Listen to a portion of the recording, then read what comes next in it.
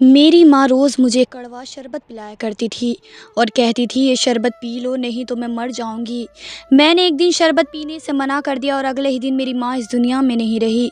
फिर एक दिन शरबत का राज जानकर मेरे कदमों के नीचे से ज़मीन निकल गई, क्योंकि वह शरबत नहीं, वह तो एक मेरा नाम जॉनी है। ये बात उस समय की है जब मेरी उम्र 17 साल थी।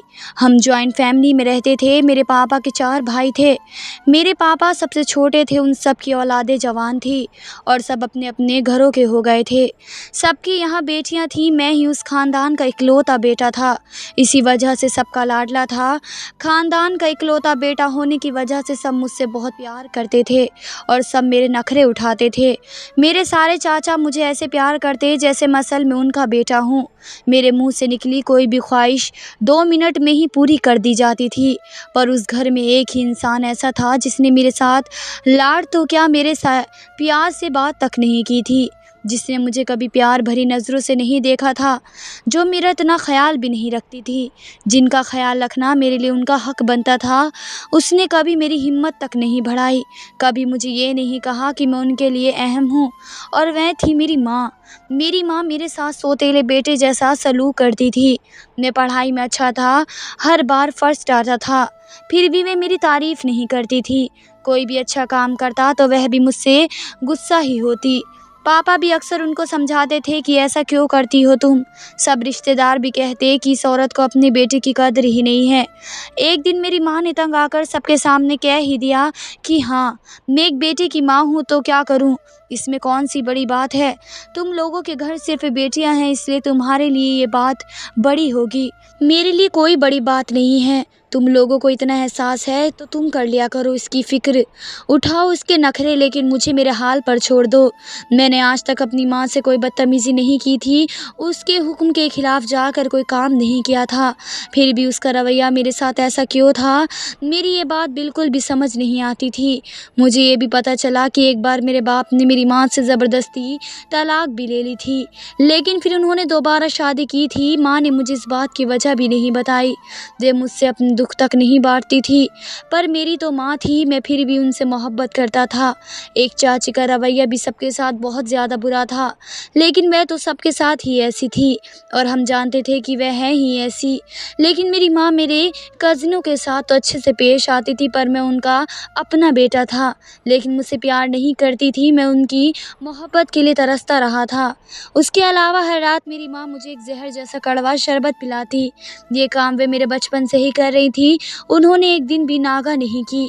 पहले मैं छोटा था, उनकी बात मान लेता था, पर मुझे उनका ये रवैया बिल्कुल भी समझ नहीं आता था कि आखिर वे मुझको ये शरबत क्यों पिलाती थी। बस एक यही काम था जो वे मेरे लिए करती थी, और रात को मेरे कमरे में मेरे लिए वे शरबत लेकर आया करती थी और उस वक्त तक मेरे पास ही बैठी रहती जब तक मैं उस शरबत को ना पी लेता। एक दिन वे शरबत पीने से पहले मेरी तबीयत बहुत ख़राब हो गई।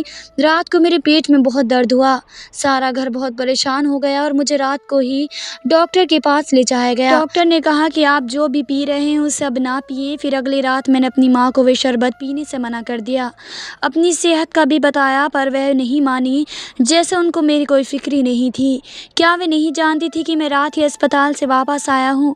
यहाँ तक कि मैंने अपनी माँ को साफ साफ मना कर दिया था कि मुझे इस तरह की कोई चीज़ नहीं पीनी है, पर उनको मेरी ज़रा भी फ़िक्र नहीं थी। सिर्फ इतनी फ़िक्र थी कि बस मैं किसी तरह वह जहर जैसा शरबत पी लूँ। आज पहली बार मैंने ये शरबत पीने से मना किया था। मैं अपने इरादे का पक्का था। वे समझ गई थी कि शायद आज मैं उनकी बात नहीं मानूंगा। मैंने वे शरबत नहीं पिया। वे मेरी मिन्नतें करती रही, वे बहुत परेशान लग रही थी। अचानक उनके मुंह से एक ऐसी बात निकल गई जिसने मुझे हैरान कर दिया। उन्होंने इतना कहा कि अगर मैंने वे शरबत नहीं पिया तो गज़ब हो जाएगा। तुम प्लीज़ ये शरबत पी लो। अगर तुमने ये शरबत नहीं पिया तो क़यामत आ जाएगी। कुछ ऐसा हो जाएगा जो मैं तुम्हें बता नहीं सकती। बस तुम मेरी बात मान लो। पर मैं नहीं माना। वे रोते हुए मेरे कमरे में चली गई।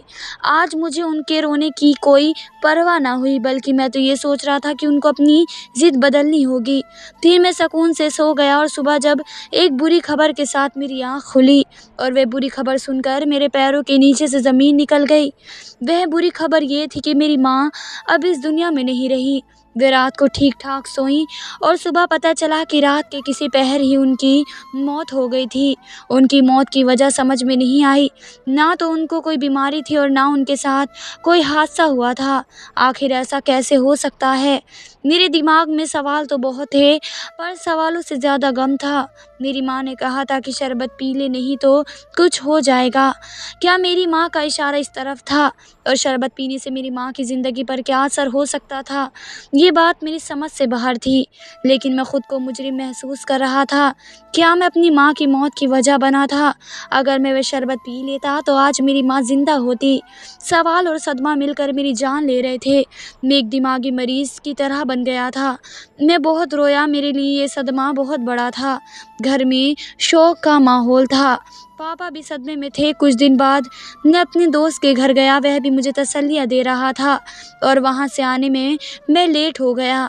ये पहली बार था कि मैं अपनी माँ की मौत के बाद घर से निकला था। आसमान पर चाँद था, उसकी चांदनी सितारों की टिमटिमाती रोशनी ने माहौल को खुशगवार बनाया हुआ था।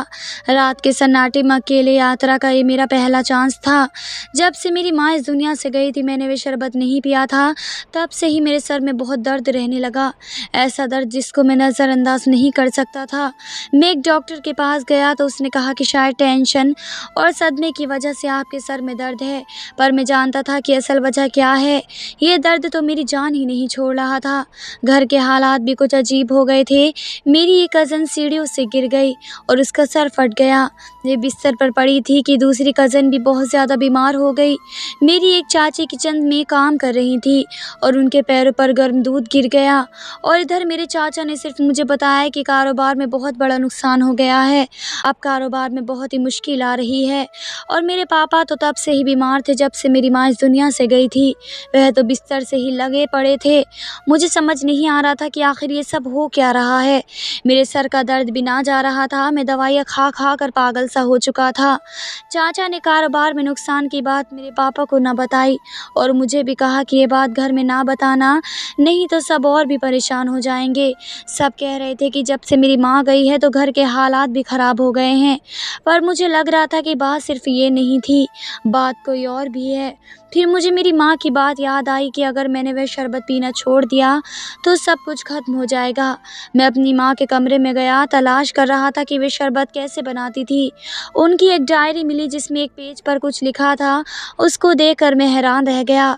उस पर शायद किसी का पता लिखा था, जिसके नीचे लिखा था मुसीबत में इनसे मिले।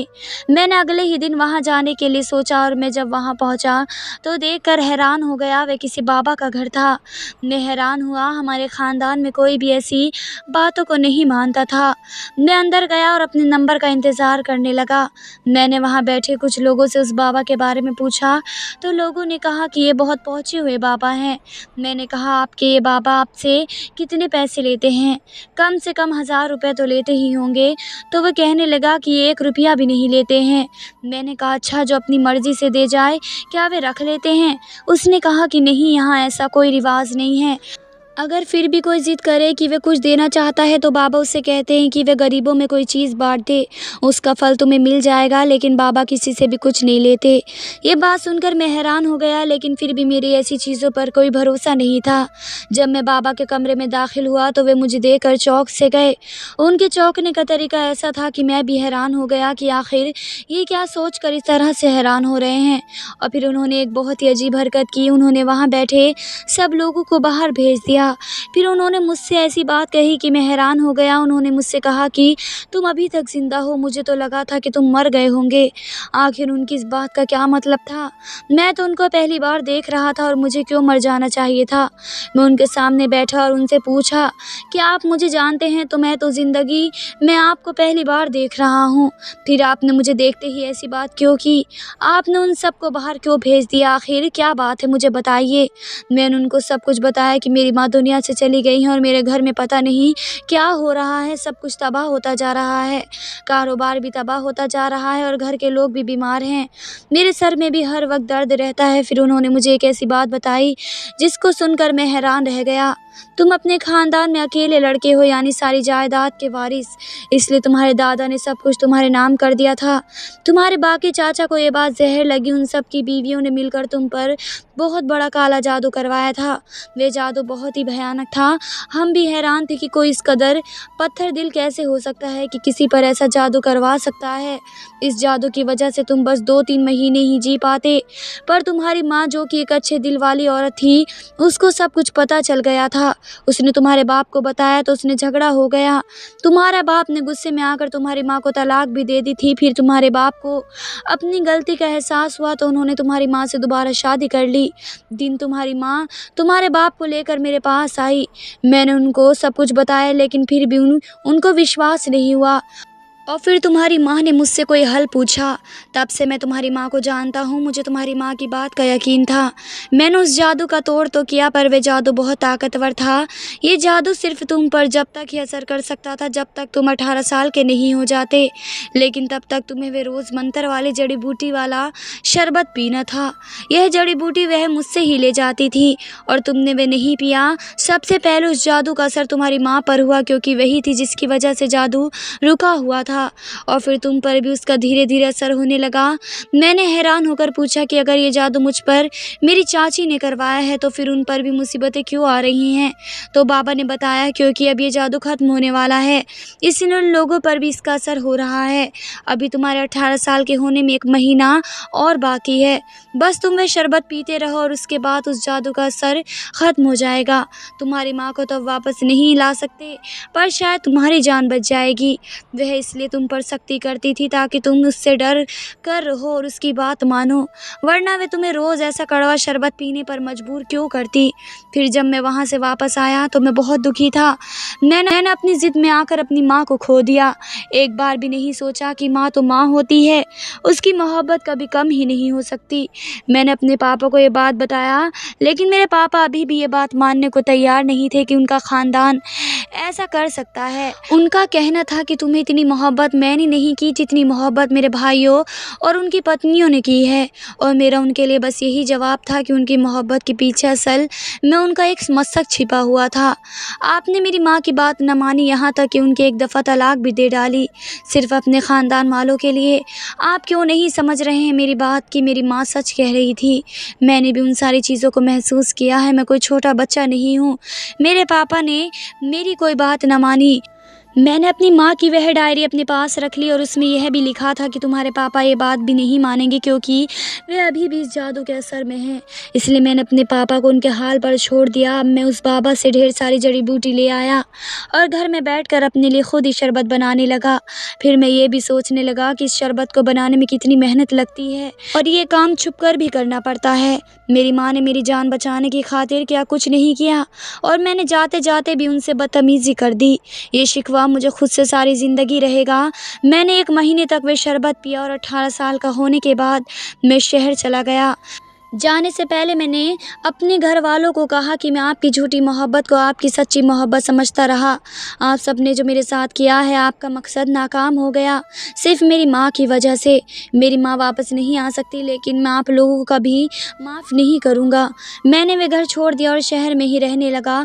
बहुत मेहनत की, पढ़ाई की, अपना घर बनाया और फिर एक होटल बनाया जिसको अपनी माँ का नाम दिया। इस बात का मुझे बहुत दुख था कि मेरे पापा मेरे साथ नहीं आए। एक दिन मैंने उनको अपने घर के बाहर खड़े देखा।